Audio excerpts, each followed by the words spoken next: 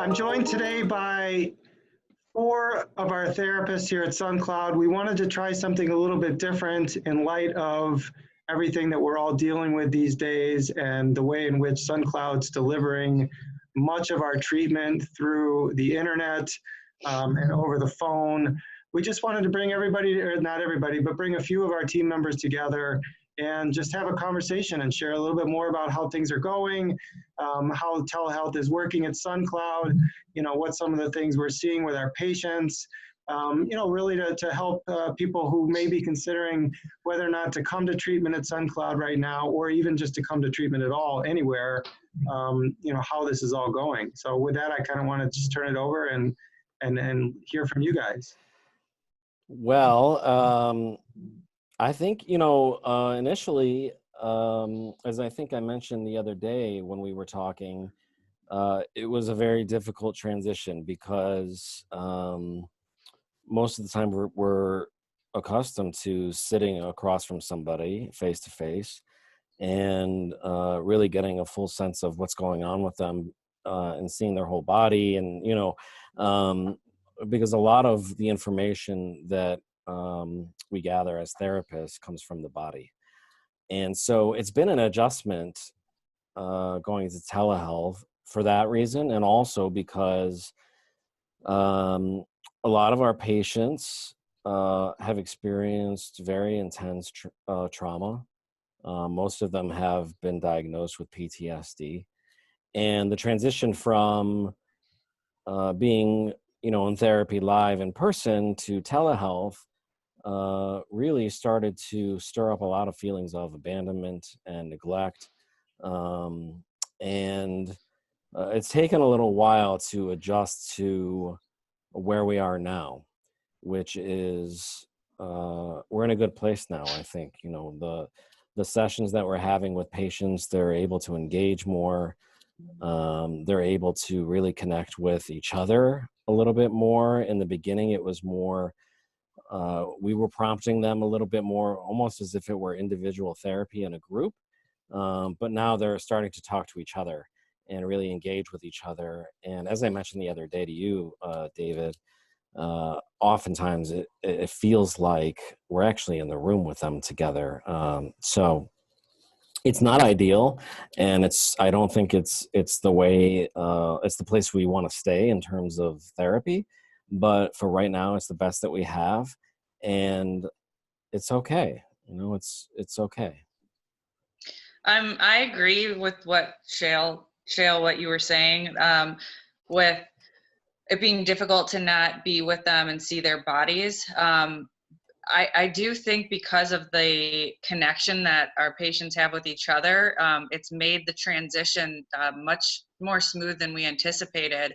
A lot of our patients are having extremely beneficial groups and are having a lot of realizations in the groups that the same way that they would if they were in person. I think the coming together in the sense of unity that, everyone's going through this pandemic together, and we're still able to provide them care is giving a sense of safety to our patients, and they're actually relying more on each other than I think they even did when they were in person, because they know they need more accountability.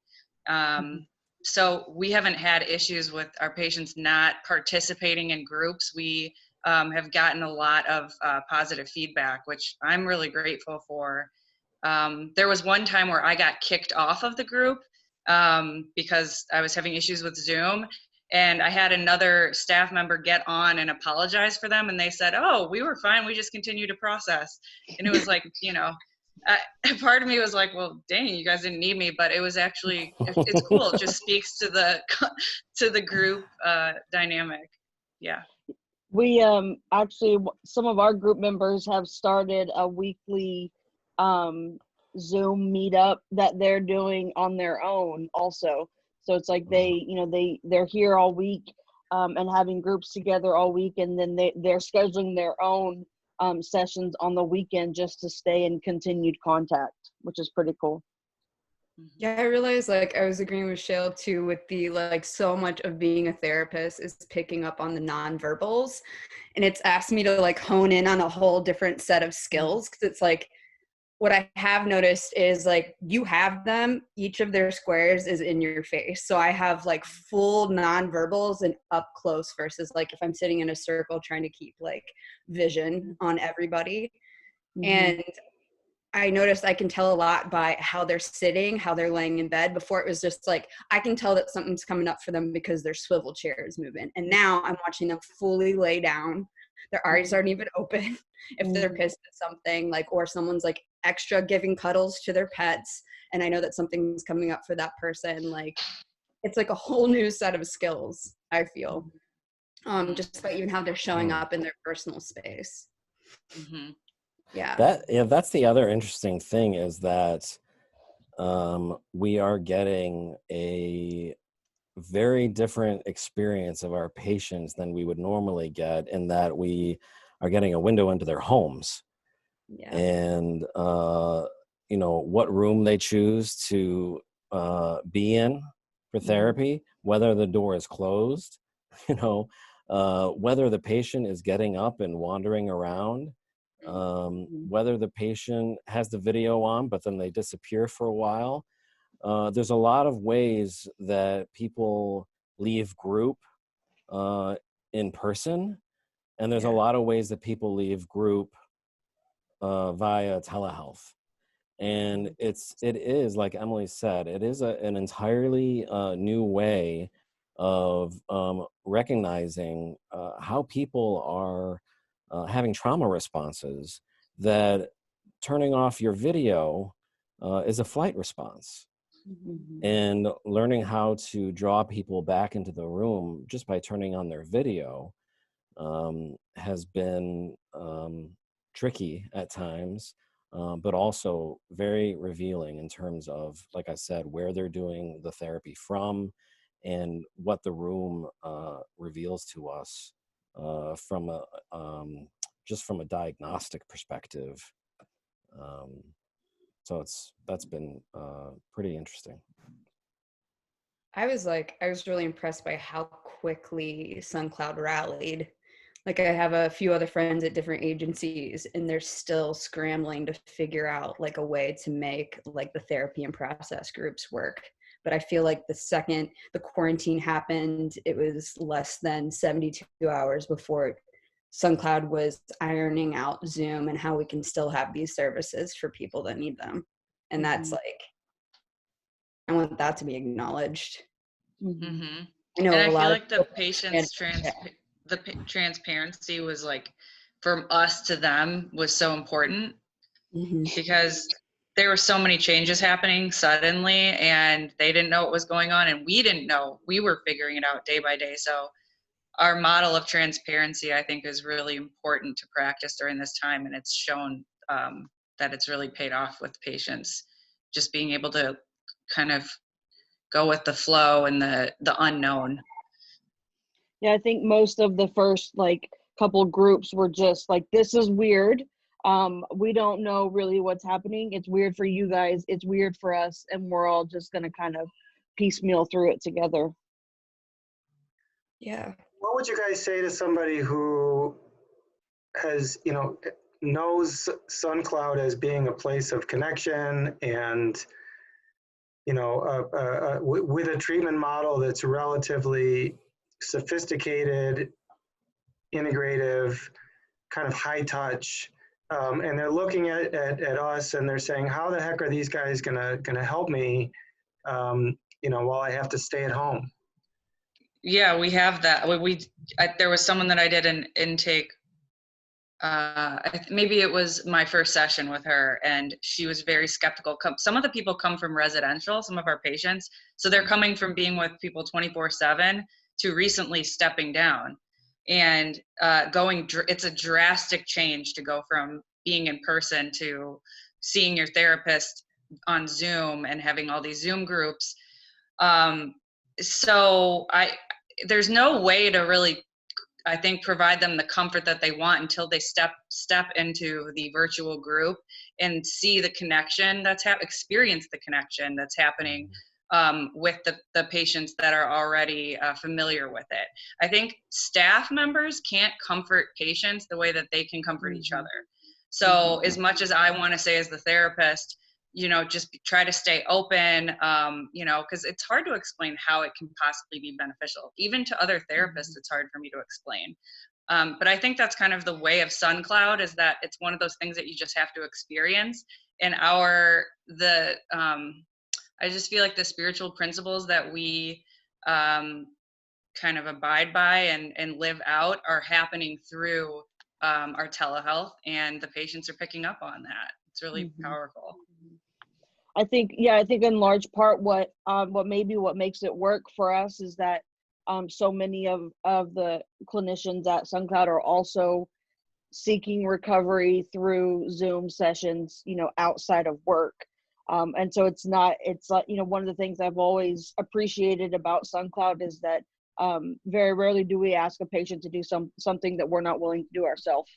And so we're not just suggesting they do these things online, virtually. We're doing them also. Yeah, I tried to make it pretty speakable at first, just like my transition in my set meetings in my own recovery, how I had to immediately, now all of a sudden I have Zoom codes for my whole life.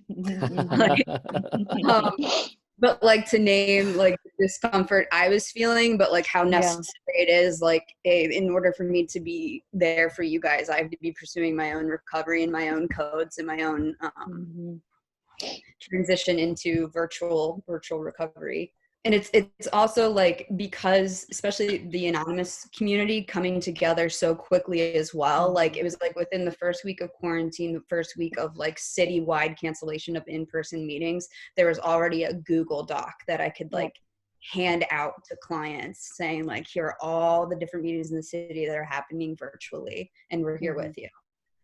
So it's just something about recovery. Not only are people in recovery employed at SunCloud, but because of that, we're able to extend how quickly people in recovery rally during a time of chaos, pandemic. We're survivors. I love it. Part of a really awesome club. Hannah, I think the point that you made about people coming in for an assessment, that it's really not that different from an assessment that we would do for somebody who actually is coming in that there's no way to describe what happens at SunCloud, because it is such a different experience than I've seen at any other treatment center, that people come here for a lot of different reasons. My experience has been that most of the time they're coming here to answer two questions: what's wrong with me and who am I? And those questions can only be answered experientially. They can't really be answered by, well, let me show you what the schedule's like, or let me tell you how long the day is, or let me tell you who the therapists are, or any of those answers, because it isn't really there's nothing that can really do it justice other than just experience it for yourself. And so in that way, it's identical to what a patient would experience if they were going to be doing therapy live. There's really no difference. Guys, our models is a bit of a hybrid model. We haven't gone all virtual, and obviously we're not doing all in person. That I think may differentiate us a little bit. So a little bit on why it's a hybrid model, why, when we're asking people to come in, when they do come in, how do we do it? How we're not forcing people to come in, and we're also trying to be sensitive to when somebody might need to come in for a session or a UTOX or something like that.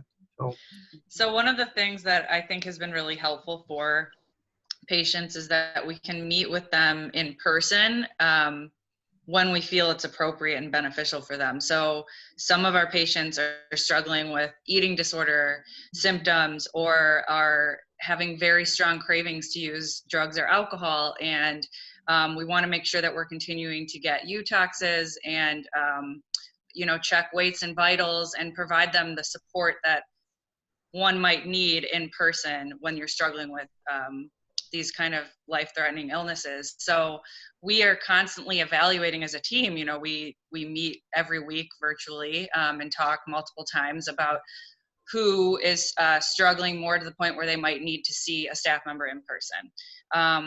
And it's been a conversation that we invite patients to have too. So we ask them, like, what do you guys feel you need too? So it's very collaborative. And I think that that's separated us from other places, other treatment centers that are either all virtual or all face-to-face. So we are hybrid, and it seems to be working really well. What do you guys think?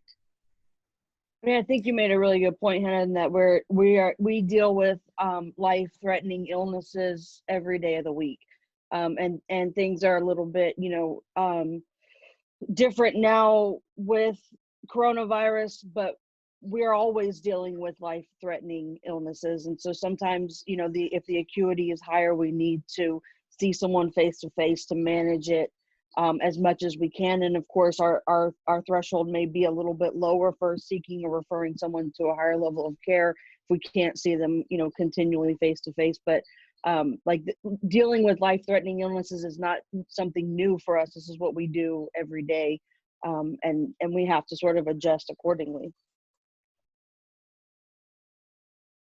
Yeah, there's an orientation process that they get coming on, and understanding Zoom a little bit, and getting the links and an explanation of what we're doing and the expectations and everything. I think Gail does a lot of that for us here, orienting them to the system before the first day of group even. I think because I've been doing a number of assessments, either over the phone or Zoom. The process has been, it's much more difficult to assess somebody over the phone than it is to see them live in person. And so there's, as Hannah sort of mentioned earlier, there's a much sort of lower threshold in terms of,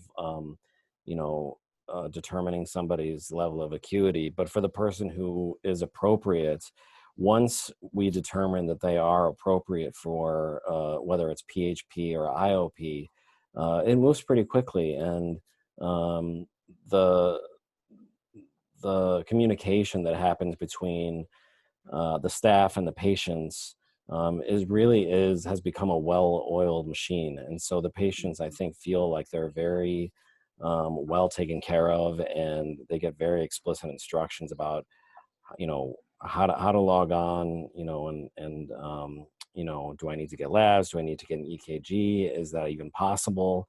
And we've found that we have been able to get those things done. And I'm guessing that most people would think that you wouldn't be able to get those things done right now, but you actually can, and it can be done pretty quickly.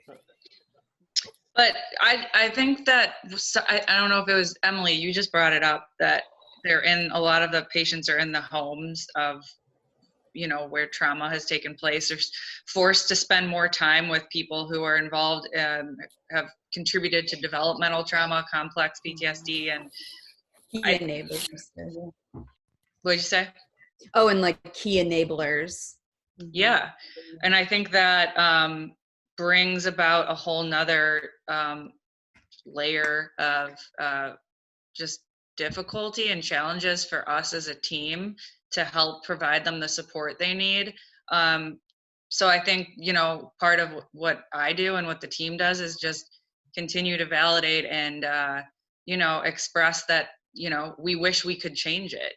Part of it's accepting our own powerlessness. I'm powerless over this whole pandemic, and, I I wish that some of the patients that I work with didn't have to be in the circumstances that they are right now.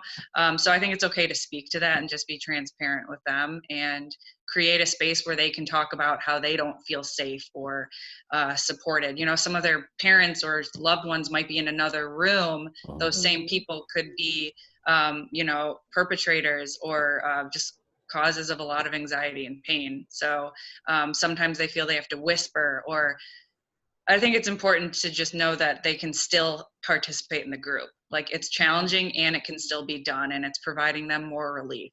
So I think that speaks to, like, you know, the difference between physical isolation and spiritual and social connection, right? I mean, we're physically isolating from one another, but we're still connecting, and our patients are still connecting through programming and outside of programming. mm-hmm.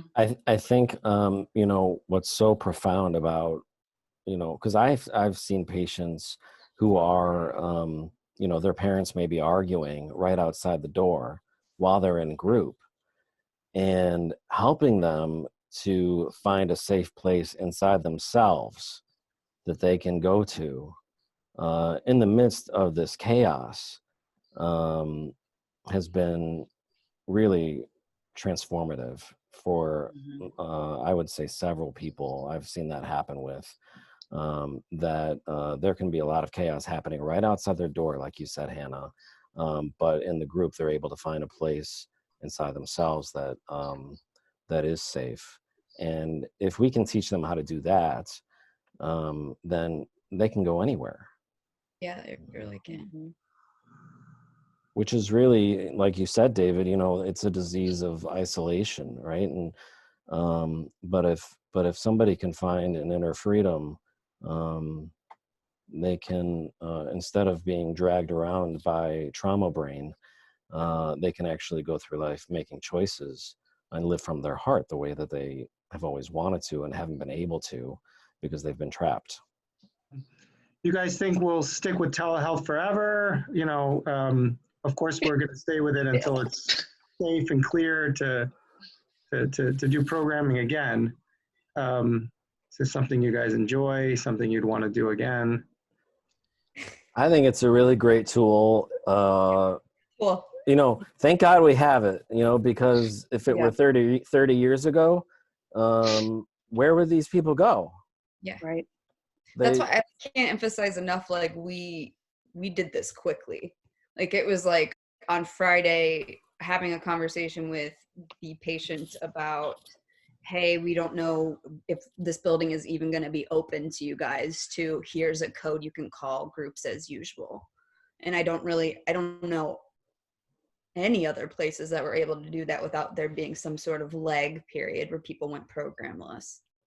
So, like, I'm proud. Yeah.